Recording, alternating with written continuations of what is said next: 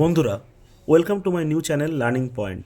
আজকে তোমাদের সামনে আমি একটি নতুন ভিডিও নিয়ে এসেছি, কনসেপ্ট অফ ইকোনমি। এর আগে আমি চ্যানেলে অন্য 3টি ভিডিও আপলোড করেছি বিভিন্ন টপিকের উপর। তোমরা সেই বিষয়গুলো দেখো এবং অবশ্যই যদি ভালো লাগে চ্যানেলটিকে সাবস্ক্রাইব করো এবং কমেন্ট এবং শেয়ার করে দিও এবং লাইক করো। অবশ্যই বেল আইকনটিকে কিন্তু তোমরা ক্লিক করতে ভুলো না। তো বন্ধুরা দেখো, কনসেপ্ট অফ ইকোনমি, এই যে অর্থনীতি বা ইকোনমি, এটা কিভাবে এসছে, কে এর যে সোর্সটাকে, সেটা তোমাদেরকে জানতে হবে। তো দেখো, ফাদার, যেগুলো তোমাদেরকে প্রত্যেকটা প্রশ্ন আমি বলছি তোমরা লিখে নাও। Father of economy, father of economy কে? Adam Smith. নাম হচ্ছে লোকটার অ্যাডাম স্মিথ। কি বই লিখেছেন? Wealth of nation, wealth of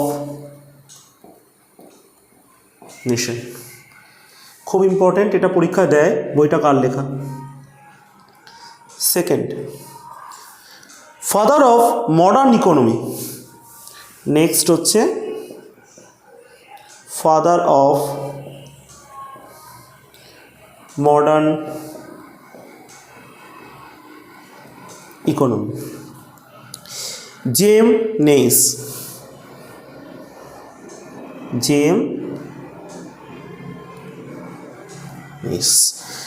ইনি একটা বই লিখেছেন, সেটা তোমাদের জানতে হবে। The general theory of employment. বইটার নাম কি? The general theory of employment, the general theory of employment. Next দেখো, ইকোনমি, এই যে ধারণাটা, সেটা তিনভাবে এসছিল, বা এই পৃথিবীতে ইকোনমি বা অর্থনীতি তিনভাবে এসছে। সেটা কি কি, সেটা তোমাদেরকে জানতে হবে। দেখো, ইকোনমি, এই ইকোনমি যেটা হচ্ছে ক্যাপিটাল ইকোনমি, সোশ্যাল ইকোনমি এবং mixed economy. Capital economy, capital economy. Next কি? Social economy, social economy. তারপর হচ্ছে মিক্সড ইকোনমি।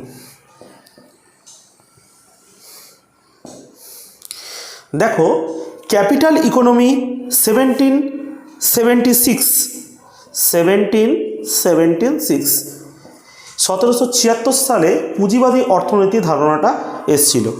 তারপরে মিক্সড ইকোনমি ধারণা এসছিল 1936 সালে, আর সোশ্যাল ইকোনমি ধারণাটা এসছিল 1980 সালে। নেক্সট, এই যে ক্যাপিটাল ইকোনমি, এই ধারণাটা কাকে দিয়েছিল? Adam Smith.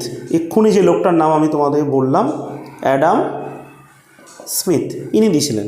এনার লেখা বইটার নাম পড়ছো পড়ে, ওয়েলথ অফ নেশন। থিওরি দিয়েছিল হচ্ছে লেইসেজ ফেয়ার থিওরি।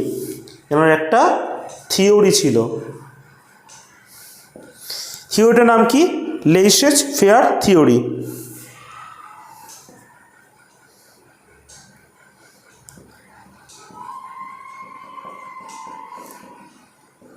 লেইসেজ ফেয়ার থিওরি, যেটাকে আমরা বলি অবাধ অর্থ ব্যবস্থা।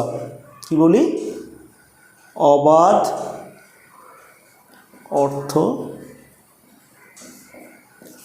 অর্থ ব্যবস্থা। নেক্সট, এই যে তোমাদেরকে জানতে হবে অবাধ অর্থ ব্যবস্থা মানে কি। দেখো, অবাধ অর্থ ব্যবস্থা মানে হচ্ছে নো ইন্টারভেনশন গভর্নমেন্ট, যেখানে গভর্নমেন্ট নাক গলাবে না, যাকে বাংলা ভাষায় বলে যেখানে গভর্নমেন্ট বা সরকার নাক গলাবে না। নো ইন্টারভেনশন অফ গভর্নমেন্ট, এটা হচ্ছে অবাধ অর্থ ব্যবস্থা।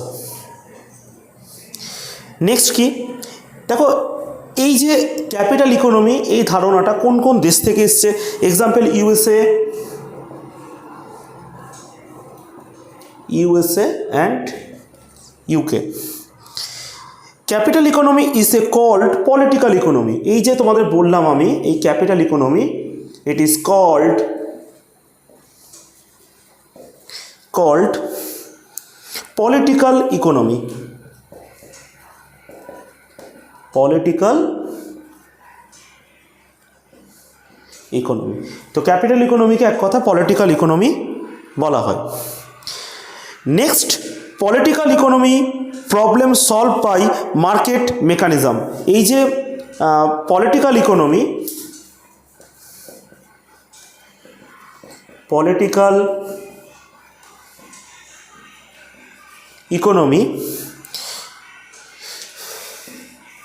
প্রবলেম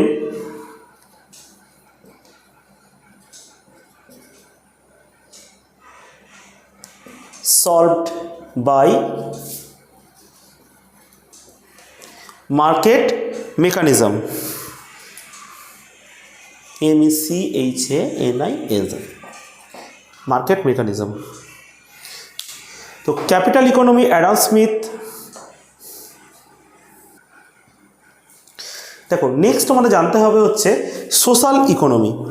দেখো কে? Alfred martial.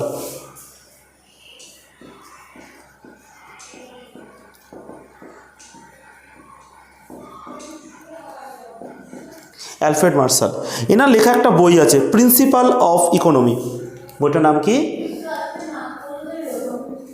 Principal of economy book.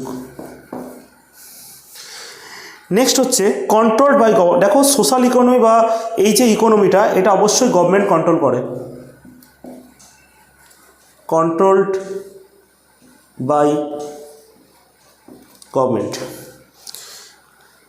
Example দুটো দেশের নাম। কোথায় সোশ্যাল ইকোনমি দেখা যায়? চায়না এবং কিউবা, দুটোই সমাজতান্ত্রিক রাষ্ট্র। Example China and Cuba. Social economy problem solved by planning. Social economy problem solved by planning। এই যে সোশ্যাল ইকোনমি, এর সমস্ত প্রবলেমগুলোকে সলভ করা হয় প্ল্যানিংয়ের মাধ্যমে। নেক্সট আমরা জানবো হচ্ছে মিক্সড ইকোনমি সম্বন্ধে। দেখো মিক্সড ইকোনমি ধারণাটা কে দিয়েছিল? মিক্সড ইকোনমি, দেখো মিক্সড ইকোনমি 1936। তো মিক্সড ইকোনমি কে করেছিল? JM, এই যে এই লোকটা করেছিল। The general theory of employment, এনার হচ্ছে বইটার নাম the general theory of employment. এখানে partly controlled and partly market base. এখানে পার্টলি কন্ট্রোল করে, partly control, partly market base. তো এক্ষেত্রে মার্কেট বেসের উপর কন্ট্রোল হয়। কিছুটা গভর্নমেন্ট কন্ট্রোল করে, কিছুটা মার্কেট বেসের উপর কন্ট্রোল হয়। কিছুটা গভর্নমেন্ট কন্ট্রোল করে, কিছুটা মার্কেটের উপর কন্ট্রোল হয়। নেক্সট যেটা তোমাদের জানতে হবে, কোন দেশে মিক্সড ইকোনমি পাওয়া যায়। দেখো সবচেয়ে বড় উদাহরণ মিক্সড ইকোনমির হচ্ছে আমাদের প্রিয় ভারতবর্ষ। মিক্সড ইকোনমি প্রবলেম কিভাবে সলভ হয়? দেখো mixed economy problem are solved, mixed economy problem are solve, mixed economy problem are solve both market mechanism and planning, both market mechanism and planning. মানে এখানে শুধুমাত্র মার্কেট মেকানিজমের উপরে এর সলভ হয়। এটা সলভ হয়, সোশ্যাল ইকোনমি সলভ হয় প্ল্যানিংয়ের মাধ্যমে, এবং মিক্সড ইকোনমি মার্কেট মেকানিজম এবং প্ল্যানিং দুটোর মাধ্যমে সলভ করা হয়। অমর্ত্য সেন, তোমরা জানো অমর্ত্য সেনকে, একজন অর্থনীতিবিদ। ইনি নোবেল পেয়েছিলেন, goat Nobel prize. Amartya Sen goat Nobel prize in 1998 for welfare economy.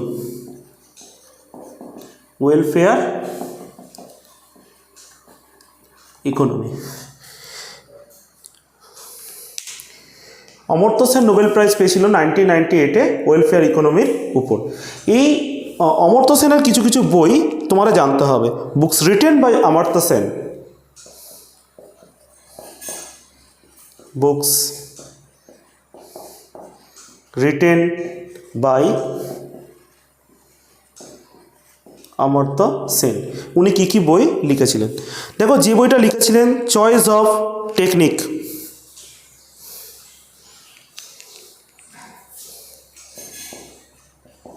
Choice of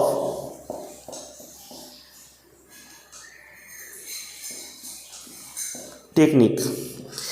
next যেটা লিখেছেন the argumentative India, the argumentative India, poverty and ফেমাইন,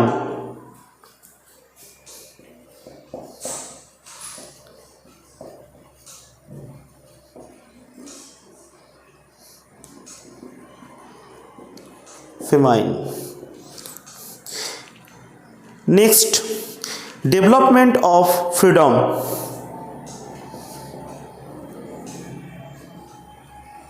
development of freedom. Identity and violence, identity of violence.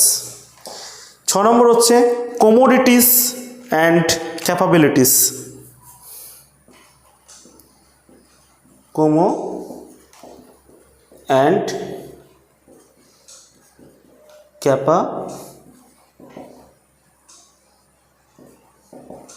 Capabilities, commodities and capabilities. দেখো, first recipient of Nobel Prize, first of, দেখো, features of Indian economy, Indian economy, Indian ইকোনমির কী কী feature, ভারতীয় অর্থনীতির কী কী বৈশিষ্ট্য। ডুয়েলিস্টিক economy বলা হয়,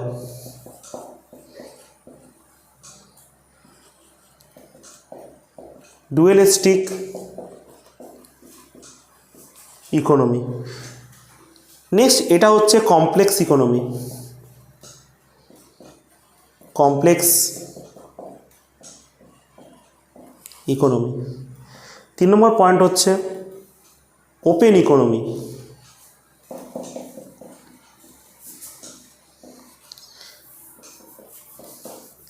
4 নম্বর পয়েন্ট হচ্ছে agro based economy,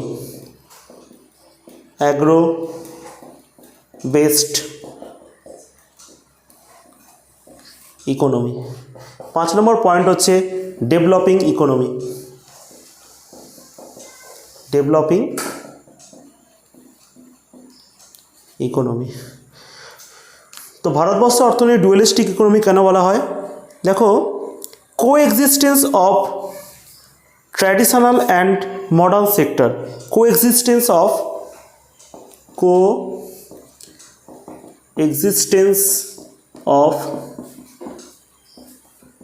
traditional and modern sector, traditional এবং মডার্ন সেক্টরের মিশ্রণ, তাই এটাকে আমরা ডুয়ালিস্টিক ইকোনমি বলতে পারি। কেন কমপ্লেক্স বলবো? Money is used as a medium of exchange, money is used as a medium of exchange, টাকাকে এখানে এক্সচেঞ্জের একটা মাধ্যম হিসাবে ব্যবহার করা হয়, তাই এটাকে জটিল ইকোনমি বলি, complex economy. Participation in export and import, participation in export and import, export and participation in export and import and semi control,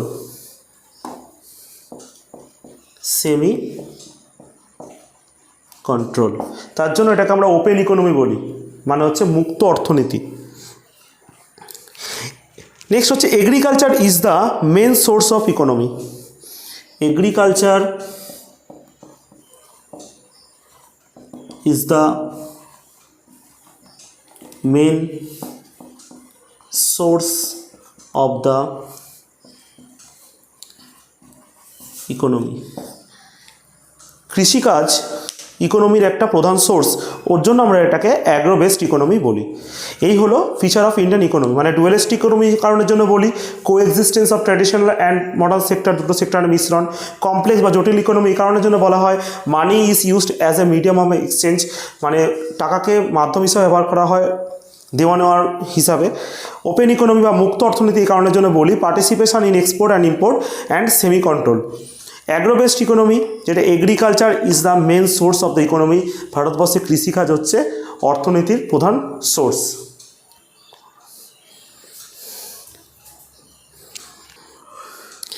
দেখো ইকোনমি বা অর্থনীতি, দেখো অর্থনীতিকে আমরা দুভাগে ভাগ করতে পারি, একটা ডেভেলপড ইকোনমি, একটা লেস ডেভেলপড ইকোনমি। একটা হচ্ছে ডেভেলপড ইকোনমি আর একটা হচ্ছে less developed economy, developed economy এবং লেস ডেভেলপড ইকোনমি। এই যে লেস ডেভেলপড ইকোনমি, যেটা অনেক কম ডেভেলপড ইকোনমি, সেটাকে আবার দুভাগে ভাগ করা হয়, একটা ডেভেলপিং ইকোনমি আর একটা হচ্ছে আন্ডার ডেভেলপড ইকোনমি। একটা হচ্ছে developing economy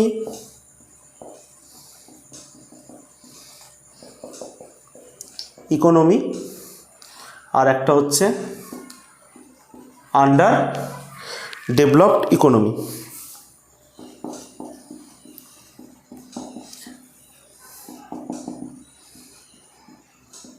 under developed economy. Developing economy কোনগুলো? Third world nation, third world nation, like যেমন কোনগুলো? যেমন ইন্ডিয়া, বাংলাদেশ। ইন্ডিয়া এবং বাংলাদেশ অবশ্যই থার্ড ওয়ার্ল্ড নেশন, এটা তৃতীয় বিশ্বের দেশ। এর ভারত এবং বাংলাদেশ ডেভেলপিং ইকোনমির আন্ডারে পড়ে, মানে আমরা এখন অর্থনীতিতে আরও বেশি, মানে আরও নিজেদের উন্নত করছি, এই জন্য ডেভেলপিং ইকোনমি পড়ে। তৃতীয় বিশ্ব দেশ কোনগুলো? যারা প্রথম এবং দ্বিতীয় যারা বিশ্বযুদ্ধের পরে বিভিন্ন লড়াইতে জড়িয়ে পড়েছিল এবং যে সমস্ত দেশ এইগুলো থেকে দূরে ছিল, তাদেরকে বলা হয় তৃতীয় বিশ্বের দেশ। এবং ভারতবর্ষ বাংলাদেশ কিন্তু ডেভেলপিং ইকোনমির আন্ডারে পড়ে। এই ছিল তোমাদের টোটাল ফার্স্ট চ্যাপ্টার, যেটা ছিল ইকোনমির যে বেসিক কনসেপ্ট, সেই বেসিক কনসেপ্টের সমস্ত কিছু, কনসেপ্ট অফ দ্য ইকোনমি। তোমাদের ফার্স্ট চ্যাপ্টার সম্বন্ধে আমি তোমাদেরকে বিস্তারিতভাবে প্রত্যেকটা পয়েন্ট টু পয়েন্ট আলোচনা করেছি। যদি তোমাদের কোথাও কোনো প্রবলেম থেকে থাকে তোমরা কমেন্টে অবশ্যই জানাবে। এবং তোমাদের যদি ভিডিওটি ভালো লেগে থাকে তোমরা লাইক করো, শেয়ার করো এবং কমেন্ট করো। এবং অবশ্যই পরের ভিডিওটি আমরা নেক্সট ইকোনমির পরের পার্টটা নিয়েও আসবো, নেক্সট চ্যাপ্টার। তো তোমরা অবশ্যই বেল আইকনটি ক্লিক করে দিও। ধন্যবাদ বন্ধুরা। যদি তোমাদের ভিডিওটি ভালো লেগে থাকে তাহলে অবশ্যই এই চ্যানেলটিকে সাবস্ক্রাইব করো, এই ভিডিওটিকে তোমরা লাইক করো এবং শেয়ার করো এবং কমেন্ট করো। তোমাদের যদি কোনো প্রবলেম থাকে তোমরা কমেন্টে সেটা জানিও এবং অবশ্যই নিচে থাকা বেল আইকনটি ক্লিক করতে কিন্তু ভুলো না। ধন্যবাদ।